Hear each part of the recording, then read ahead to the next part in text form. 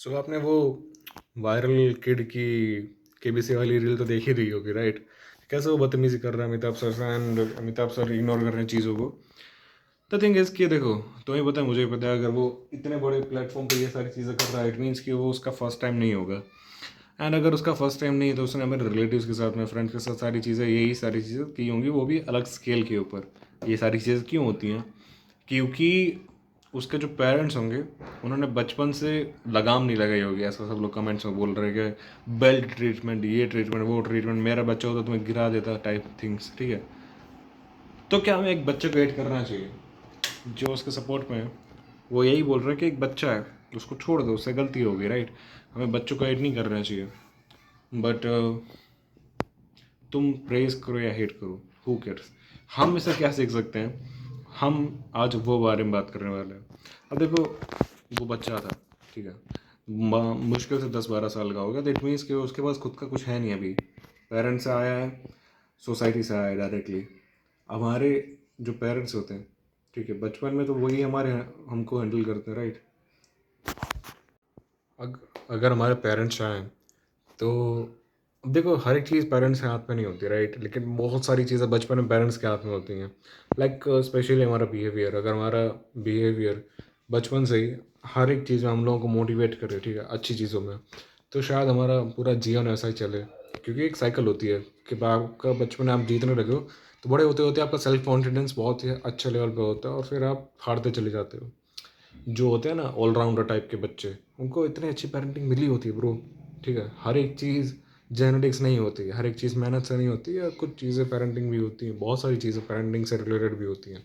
फिर दूसरे टाइप के बच्चे होते हैं मेरी तरह, जिनको स्ट्रिक्ट पेरेंटिंग मिली होती है इतनी हद तक कि उनकी कॉन्फिडेंस ही डाउन हो जाता है, ठीक है? उनको बोलने से भी हकलाने लगते हैं, कहीं बस स्टेमरिंग करने लगते हैं बिकॉज ऑफ लो कॉन्फिडेंस। और फिर तीसरे तरह के बच्चे आते हैं कि जिनको है ना बैलेंस। देखो, मेरी वाली जो थी वो एकदम नीचे थी, जो सबसे पहले वाली थी वो थी बैलेंस थी, और ये एकदम ऊपर, यानी ये हर एक चीज़ को बढ़ावा देना कि मेरे बच्चे में क्या मतलब सही होगा। वो जो बच्चे नहीं होते जो गलती करते हैं तो टीचर की क्लास ले ली जाती है पेरेंट्स के द्वारा, वो जो गलती करते हैं तो जाके सीधा उनके दोस्तों को हड़का दिया जाता है।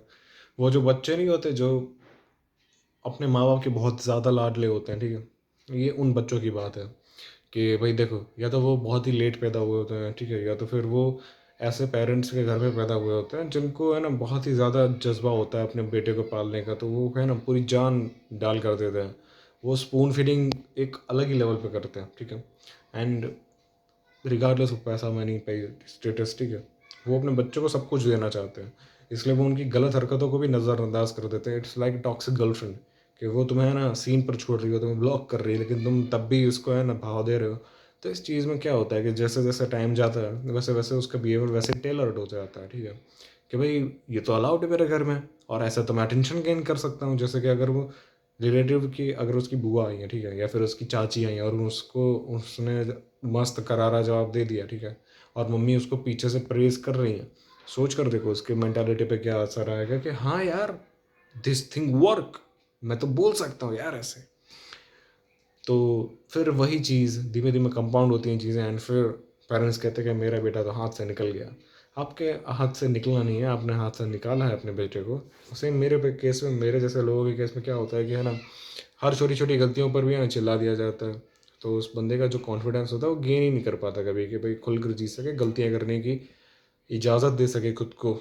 उस चक्कर में क्या होता है कि वो इंट्रोवर्ड, या फिर कह लो, मतलब घर के अंदर रहने वाला घुघुआ टाइप का इंसान बन जाता है, ठीक है, जो लोनली, जो सैडिस्ट टाइप के पर्सन होते हैं, मोस्टली ऐसे ही होते हैं, ठीक है, जो ज़्यादा एडिक्शन से ग्रसित होते हैं, वो भी ऐसे ही होते हैं, जिनको पेरेंटिंग अच्छी नहीं मिली होती कई बार। बाकी रीजंस भी होते हैं no doubt, but one of the reason ये भी है। सेम बच्चे के केस में भी शायद उसके फादर ऐसे होंगे, ठीक है, तो उसने अपने फादर को आइडलाइज़ किया होगा, तो शायद ऐसा बन गया होगा, या फिर उसकी पेरेंटिंग ऐसे हुई है शायद, हमें नहीं पता उसके घर की सिचुएशन क्या है, ठीक है, या फिर उसके घर पे किसी और का इन्फ्लुएंस होगा तो वो उसके जैसा बन गया होगा कि भाई ये है आइडल मैन, मेरे फादर फिगर टाइप। देखो, फादर फिगर अलग चीज़ होती है और फादर अलग चीज़ होती है। मैं पहले ही बता दूँ तुम्हें, बहुत सारे लोगों का आइडियल फादर फिगर कुछ और होता है compare to their own father, ठीक है। So yes, we don't know, but the thing is कि हम क्या सीख सकते हैं इससे? हम ये सीख सकते हैं कि हमको है ना प्रेज़ भी नहीं कर रहे हैं बेटे को, उसकी गलती हो रही तो उसको बताओ कि भाई तेरी गलती है, उसको एक्सेप्ट करो और उस चीज़ को सुधरवाओ। और ऐसा भी नहीं कि हर एक चीज़ पे उसको दबा के रखना है, नहीं तो तुम्हारा बेटा कभी कॉन्फिडेंस गेन नहीं कर पाएगा और तुम कहोगे शिट यार ये क्या हग्गू बेटा पैदा कर दिया। ठीक है, पेरेंट्स नहीं बोलते हमको, पर वो चीज़ फील करते हैं क्योंकि वो भी इंसान है। सो दे ऑल्सो फील कि ये कायर है, नपुंसक है। ठीक है, इसको बाहर दुनिया में छोड़ दिया जाए तो ये सर्वाइव नहीं कर पाएगा। तुम्हें ऐसा नहीं बनना है। तुम्हें अपने बेटे को हर एक वो चीज़ करानी है जो तुम्हें नहीं मिली पेरेंट्स के द्वारा, पर तुम्हें उसको बिगाड़ना भी नहीं है। तुम्हें वैसा भी नहीं बनाना जो दूसरे को जाके बुली करे, जो सोसाइटी के जाके रूल्स तोड़े, जो मतलब तुम्हारा नाम तो खराब करेंगे वो तो अलग ही चीज़ है, नाम तो फिर ठीक है, इज्जत इज्जत तो क्या ही है, पर उनकी ज़िंदगी भी खराब कर ले। ऐसा नहीं बनाना है तुम्हें, एक तुम्हें रिस्पॉन्सिबल एडल्ट बनाना है। उसके लिए तुम्हें प्यार भी करना पड़ेगा, तुम्हें गुस्सा भी करना पड़ेगा, तुम्हें नफरत भी करनी पड़ेगी कुछ चीज़ों के लेकर, और तुम्हें कुछ चीज़ों को लेकर ऑब्सेस भी होना पड़ेगा। And that is the thing कि तुम्हें बैलेंस रखना पड़ेगा अपनी लाइफ में। तुम अगर तुम्हारी गर्लफ्रेंड है, ठीक है, मैं तुम्हें एक रिलेशन का दूसरे रिलेशन से डायरेक्ट इंटरेक्शन बता रहा हूँ। तुम्हारी अगर गर्लफ्रेंड है तो तुम्हें अगर सीन पे छोड़े जा रहे हो फिर भी तुम जा रहे हो उसके पैरों पड़ रहे हो बार बार बार बार बार बार बार बार, तो अगर वो तुम्हारे पास वापस आ भी गई, सोच कर देखो तुम्हारी इज्जत क्या रहेगा। कोई इंसान अगर तुम्हारी इज्जत नहीं करता तो वो तुमसे प्यार कैसे करेगा?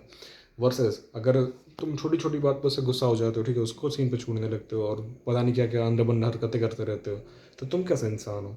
तुम्हें उस चीज़ में बैलेंस रखना पड़ रहा है ना, तो तुम इसमें बैलेंस क्यों नहीं रख सकते? पेरेंटिंग भी तो एक टाइप ऑफ स्किल ही है, राइट?